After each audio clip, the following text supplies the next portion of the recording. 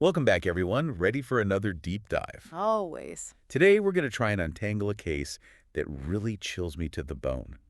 The story of Stephen Griffiths, better known as the Crossbow Cannibal. Oh, this is a dark one. A truly disturbing case. Back in 2009, Griffiths terrorized Bradford, England. It just makes you wonder, how could someone like him, someone seemingly normal, commit such horrific acts? And even more, how did he manage to stay under the radar for so long? Well, that's what makes this case so fascinating, isn't it? I mean, you have a PhD student studying criminology of all things. Right, like you'd think he'd be the last person to commit crimes. Exactly. But beneath this academic facade, Griffiths was harboring this dark obsession with serial killers, you know? It's like he was studying to become a better criminal. Yeah, it's a terrifying thought. And even as a kid, there were signs, right? Oh, absolutely. Red flags all over. Classmates remember him doing some seriously disturbing things. Yeah, like carrying a knife to school in a briefcase. A briefcase. What kid brings a briefcase to school? Well, this one apparently, and there are even accounts of him skinning birds. That's just awful. It really does seem his fascination with death and violence started very, very young. It's scary to think about. And you know, there's documentation of early psychiatric evaluations, and get this, they actually labeled him dangerous. Oh, wow. So the warning signs were there. They were there. Tragically, they weren't enough to prevent what happened. It's unsettling to think that those early signs were missed or maybe just not taken seriously enough. Do you think this fascination with serial killers actually played a role in his own crimes? Oh, it's definitely a major factor. Griffiths was, well, he was deeply fascinated by these notorious killers, guys like Jack the Ripper, Of course. the Yorkshire Ripper, you know. And it's no coincidence that he referred to himself as the Crossbow Cannibal, a direct echo of the character in Thomas Harris's novel Red Dragon. It's almost like he was trying to, I don't know, to emulate these infamous figures, to carve out his own place in the history of criminal depravity, you could say. It's like he was living out this twisted fantasy as if these killers were his role models. Right.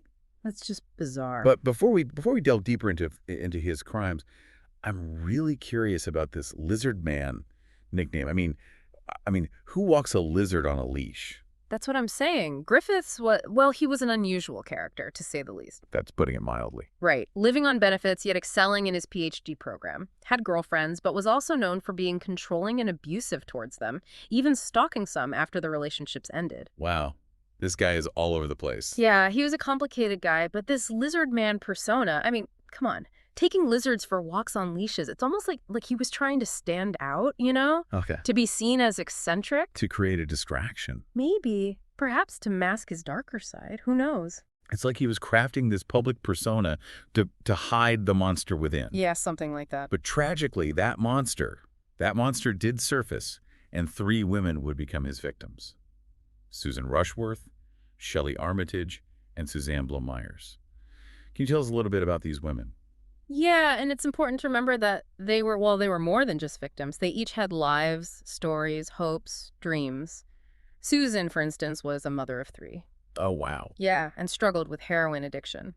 Shelley, she dreamt of being a model. Really? Yeah, which makes her life on the streets even more heartbreaking. And Suzanne, she was described as, lively, full of spirit, training to be a nurse before she too fell victim to addiction. It's really tragic. Their stories are truly heartbreaking. Yeah. And it's a stark reminder that these victims, they were real people with hopes and dreams, not just names in a case file, right? Absolutely. Their disappearances must have caused a great deal of fear, uncertainty in the community. Oh, absolutely. Sent shockwaves through the community. And initially, the police had very, very few leads. It seemed like these women had simply vanished without a trace. So how did they catch him? Well, the truth is, it was far more sinister than anyone could have imagined.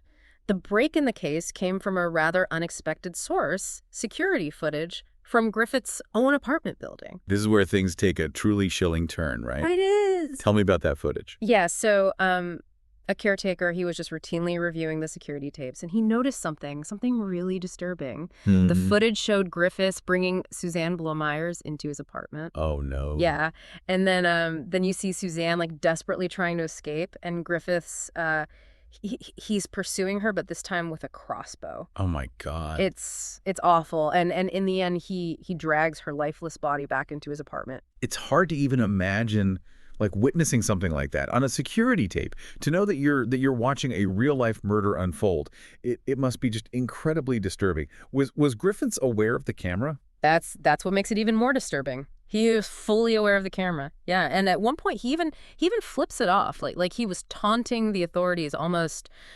reveling in the horror he was creating. That level of brazenness is just terrifying. So what happened next? Did the police immediately apprehend him? The police raided Griffiths's apartment shortly after reviewing the footage. What they found inside was just like a scene straight out of a nightmare. I can only imagine. Crossbows, knives, power tools, basically a collection of tools that could be used to inflict unimaginable pain. Oh, it's awful. And then came his confession, and an even more horrifying detail emerged. I've read that Griffiths admitted to cannibalism. Is that true? Yes, as unbelievable as it sounds, Griffiths confessed to not only killing the three women, but also to consuming parts of their bodies. He even recorded himself dismembering one of the victims, Shelley Armitage, while spray painting the words "my sex slave" on her back and providing a chilling voiceover. Yeah. It's just hard to grasp the level of depravity involved in these acts. It's beyond disturbing. And Yeah. and this online persona he created, Ben Pariah, it also seems to fit into this macabre narrative. It's like he was creating this stage for himself, playing the part of the deranged killer, the killer he so desperately wanted to be. Absolutely. His online presence filled with dark pronouncements and allusions to these infamous serial killers. It really shows a mind consumed by the desire for notoriety. He craved recognition for his horrifying acts, and the internet, unfortunately, it provided him with a platform for his dark fantasies. It's a chilling reminder of how the internet can be used for such sinister purposes. But what about the trial? How did that play out? The trial began in December 2010. The courtroom was packed. Everyone, eager to hear how this case would unfold. Of course. Prosecutors presented the CCTV footage, DNA evidence linking Griffiths to the crimes, and of course his confession. The evidence against him was overwhelming. It sounds like an open and shut case. How did Griffiths react to the proceedings? Did he show any remorse for his actions? Surprisingly, no. When asked for his name, he responded with the Crossbow Cannibal, fully embracing the gruesome nickname that the media had given him. Wow. His defense team, however, argued that the system was ultimately at fault, claiming that his history of mental health issues and psychopathic tendencies had been ignored. They argued that earlier intervention could have prevented these tragedies. It does make you think about the what ifs. Yeah. But given his history of violence and disturbing behavior, it's hard to believe that no one saw this coming. What was the verdict? The jury found Griffiths guilty on all 3 counts of murder. He was sentenced to life in prison without the possibility of parole, meaning he'll spend the rest of his days behind bars. It sounds like justice was served. But even with a guilty verdict, there are still unanswered questions, right? What about Susan Rushworth's remains? Were they ever found?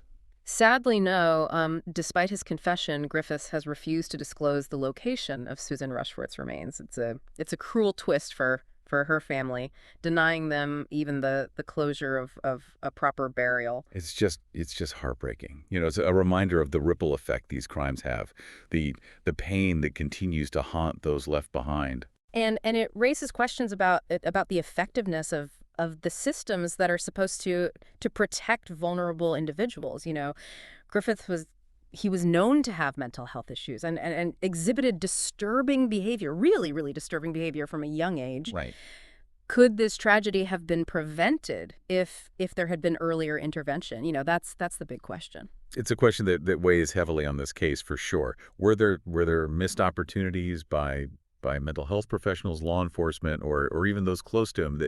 It's easy to look back and connect the dots, but hindsight doesn't always offer clear solutions. Exactly. In this case, it isn't just about one man's horrific acts. It's also about the complex societal factors that may have contributed to his descent into darkness. That's a good point. It forces us to confront these uncomfortable truths about our systems and the ways in which they may fail those who need help the most. Absolutely.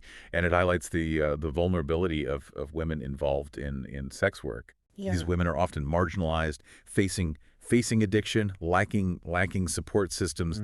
Their disappearances may go unnoticed for days, weeks, or even longer, making them easy targets for predators like Griffiths. It's a stark reminder that we need to do more to protect these vulnerable communities. We need to offer them support and resources to escape dangerous situations and to ensure their safety. I think you're absolutely right. Yeah. So as we wrap up this chilling tale, what are some of the key takeaways you think our listeners should keep in mind? Well, I think this case really underscores the importance of early intervention when it comes to mental health. Recognizing and addressing disturbing behavior in children and adolescents is crucial. It's also a reminder that evil can lurk beneath seemingly ordinary exteriors, you know? Right. Griffiths was a PhD student, someone you wouldn't immediately suspect of such brutality. It's a chilling reminder that we can never truly know what darkness lies within another person. It's a sobering thought and a reminder that we need to be aware of our surroundings and to look out for one another. Precisely. And if you see something that seems, amiss, don't hesitate to speak up. It might just make a difference. Well, this has been a truly fascinating, albeit disturbing, deep dive into the mind of the Crossbow Cannibal. Thanks Yeah. for thanks for shedding light on this dark chapter of human nature. Always a pleasure. These cases, while difficult to grapple with, they offer valuable insights into the human psyche and the importance of vigilance and compassion in our society. Well said. And for our listeners, if you found this deep dive intriguing, be sure to subscribe for more explorations into the complexities of true crime. We have many more chilling tales waiting to be uncovered. Until next time, stay curious and stay safe.